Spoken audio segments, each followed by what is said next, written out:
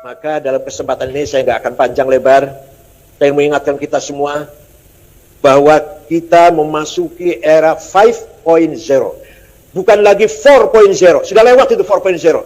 Sekarang sudah 5.0. Peradaban digital menjadi keniscayaan.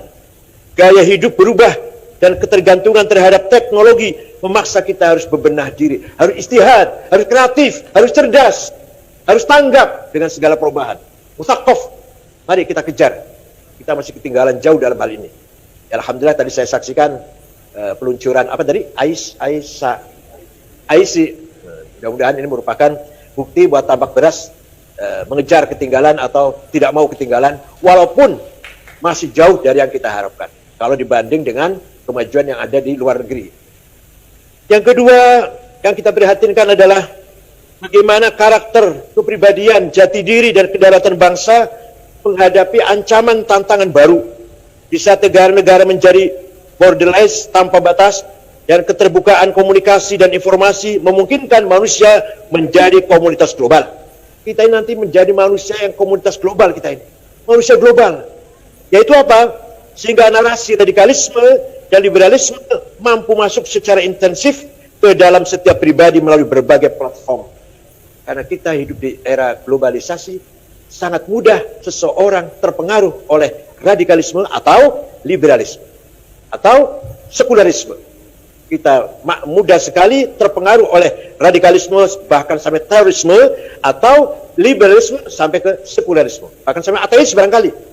Ini dengan kecanggihan teknologi yang sangat luar biasa, tidak usah pergi dari rumah, nggak usah keluar dari kamar, bisa buka internet, kemanapun bisa, apapun bisa dicari, manusia akan dicetak di situ kalau kita tidak hati-hati. Kepribadian, jati diri akan hilang sebagai muslim al-sunnah wal jamaah atau sebagai warga bangsa Indonesia. Saat ini kita juga sedang menghadapi 5 perang. Yang kita hadapi sekarang 5 perang besar yang harus dimenangkan. Kita harus menang ini. Bukan perang fisik, tapi perang ini dapat merebut, menguasai, merubah cara berpikir masyarakat, sehingga pada akhirnya suatu bangsa akan tunduk dan tergantung pada bangsa lain.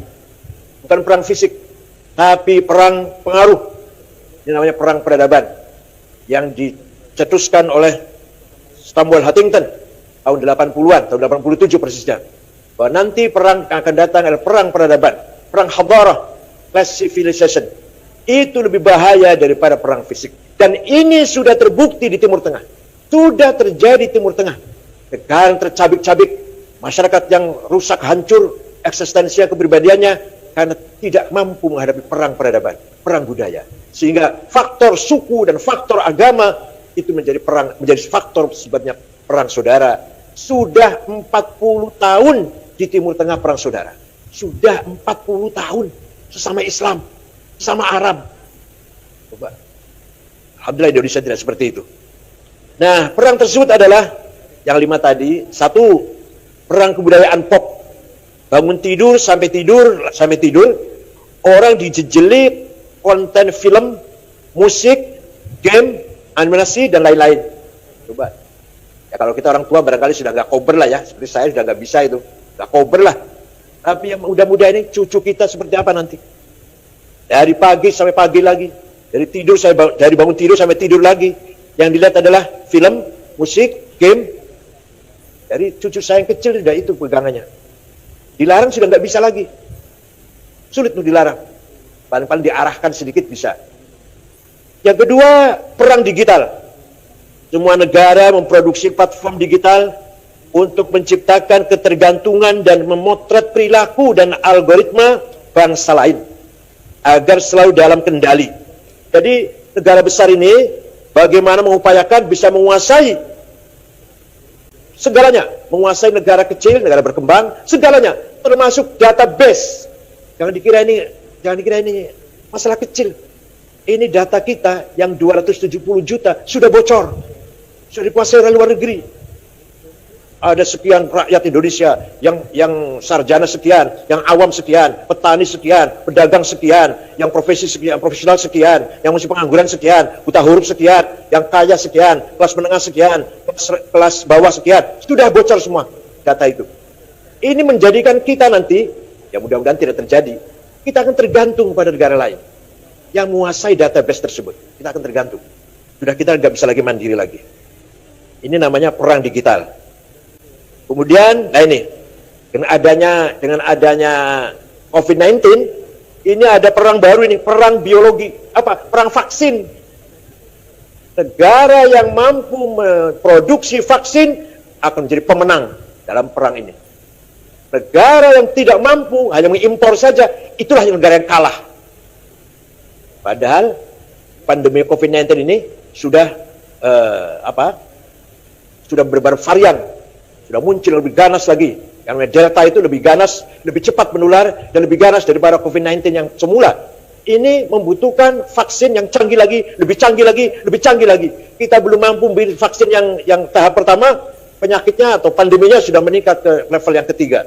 Ini akan ada terjadi perang vaksin. Amerika, Jerman, RRC, Tiongkok. Ini terjadi perang vaksin, kita ini hanya penonton. Bisa cuma importir, itu pun entah uangnya dapat hutang, dapat dari mana, nggak tahu saya. Dapat motong-motong anggaran barangkali. Jadi nanti akan ada perang, bukan nanti, sekarang sudah ada perang biologi, di mana penguasa industri kesehatan, vaksin misalkan, menjadi panglima yang dapat menguasai dan mempengaruhi kebijakan suatu negara. Kita akan didikte oleh negara yang memproduksi vaksin. Mudah-mudahan, semuanya hanya berdoa. Kita hanya mau berdoa. Mudah-mudahan tidak separah atau tidak sebahaya yang kita bayangkan. Tapi jelas kita akan didikte oleh negara yang punya vaksin. Itu jelas.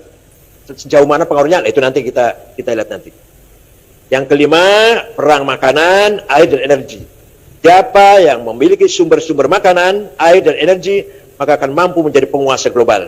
Itulah gambaran era globalisasi memasuki 5.0, bukan lagi 4.0. Nah, ini bagaimana caranya kita tidak ketinggalan dalam hal ini. Mari kita dorong para santri terutama kader-kader NU agar menguasai memasuki era digital, tidak boleh ketinggalan dengan pihak lain. Alhamdulillah, sekali lagi saya tadi terharu bersyukur diluncurkannya IC ya, itu menunjukkan kita tidak ketinggalan insya Allah. Di sisi lain, Indonesia sebagai bangsa dan negara yang berdaulat harus mampu menseimbangkan pengelolaan people, planet, property, dan peace untuk memperkokoh eksistensi bangsa. Ini juga luar biasa beratnya itu. Kepedulian terhadap lingkungan dan pengendalian serta pengelolaan polusi sampah, terutama sampah plastik, harus segera dilakukan karena ancaman lingkungan adalah ancaman kehidupan. Indonesia ini juara nomor 2 sampah plastik setelah Cina. Jadi juara, tapi juara buang sampah plastik di laut Indonesia itu. Itu akan merusak ekosistem laut dan seterusnya. Dan ini akan merusak lingkungan dan yang kita hidup di lingkungan tersebut. Kemudian oleh karenanya kita harus mampu memadukan antara teknologi spirituality dan humanity agar tidak terjebak dalam pertarungan global yang melahirkan kolonialisasi gaya baru. Kita harus mampu mewujudkan smart people yang bisa menjawab tantangan zaman bukan hanya sebagai objek dan pasar dalam kompetisi global. Karena itu digital talent dan cyber army harus diperbanyak dan diperkuat agar mampu mewujudkan kedaulatan digital di Indonesia, terutama kita warga Nahdlatul Ulama. Saya kira itu.